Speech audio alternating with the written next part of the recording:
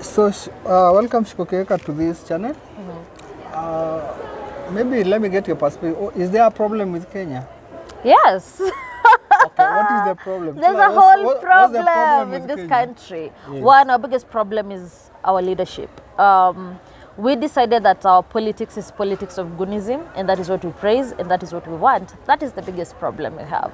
Because if we had politicians who understood what is their role, and who understood that we elect them not to go steal, but to go serve, then I don't think we'll be here complaining about this country. So, who is to blame for that situation? Ourselves, because our constitution gives us the power, and it says sovereign power belongs to the people, but the people end up voting the wrong people in this system.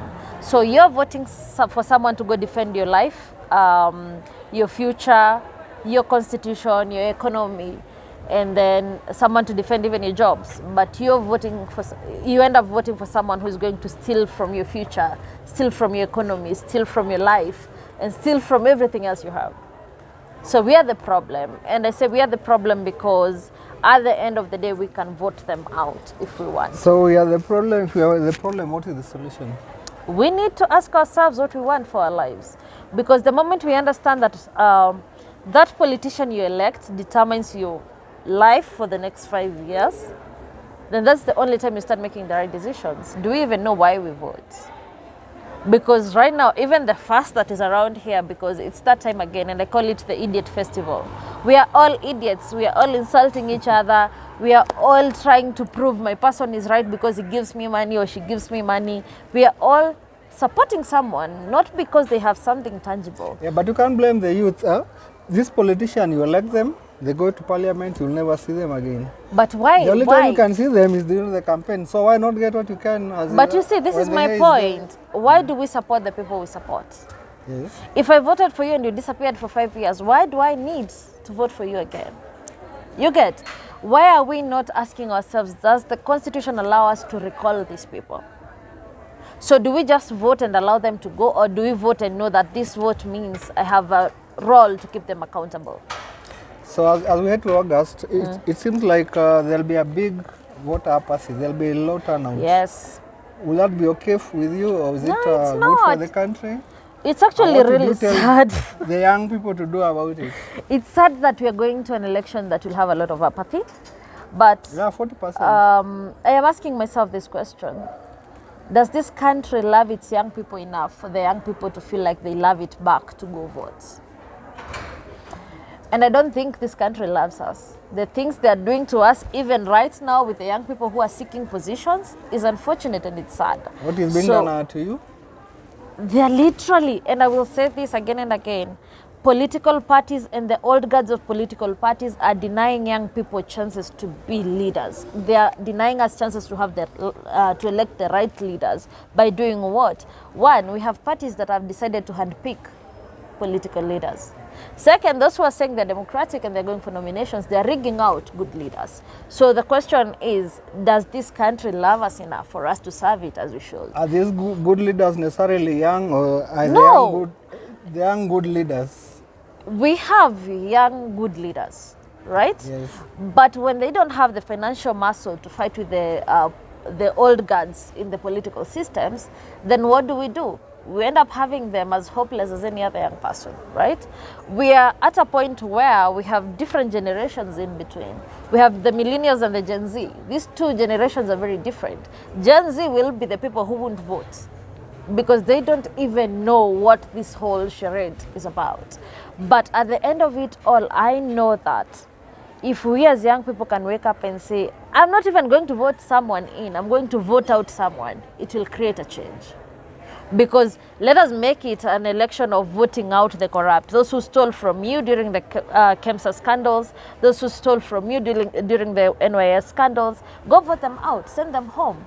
Those who lied to you that Galana will serve you and it did not serve you, we still have Kenyans dying of hunger.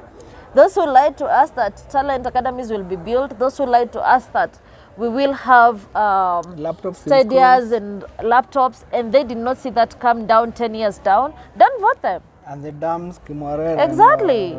Don't vote them. They stole from you. They lied for you. They conned you for 10 years. So what do you think is the solution? Vote out corrupt leaders.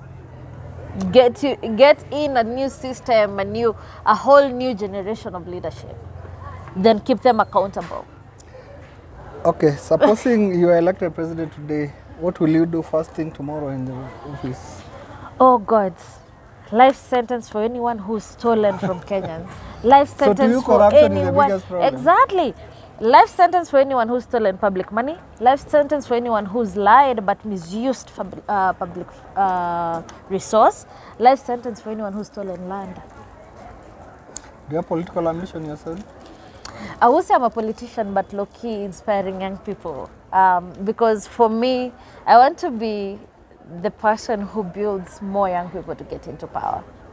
Yeah, but invariably my ambition it happens is- when you're building. You also build yourself, you become Amen. electable. I really hope I do, but for me, my bigger picture is getting more young people inside the system, but also young people we can keep accountable again and again and again and again. So maybe the final question, do you think corruption can be eradicated in this country? Yes. We only need to kill a few families, and that's it. It's not rocket science. It's not illegal. Legally or illegally? It's not illegal because this is the thing. We still used to hang people we called thieves, right? Why is it that it's so easy for us to mob just someone who stole your chicken, but it's not so easy for you to mob just someone who stole funding that was supposed to fund a medical institution or someone who was supposed to fund a hospital near you? But they say corruption is endemic. It's all over the globe, so it No, can it be depends with eliminated. the level. It can be eliminated. So because the thing is, are we eliminating or reducing?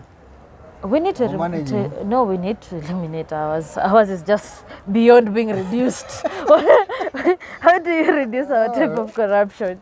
Because ours starts with, like, we don't have even that one genuine person in the system that we can go to and say, we can work with this ones on this and this.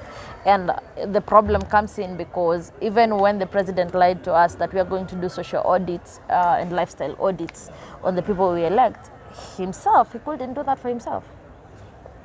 So how do you tell me we're gonna reduce corruption in this country? Well, we still know some few families run everything. The milk you take is run by a certain family. The gas you fuel in your car is run by a certain family. The LPG gas you use in your house is run by a certain family.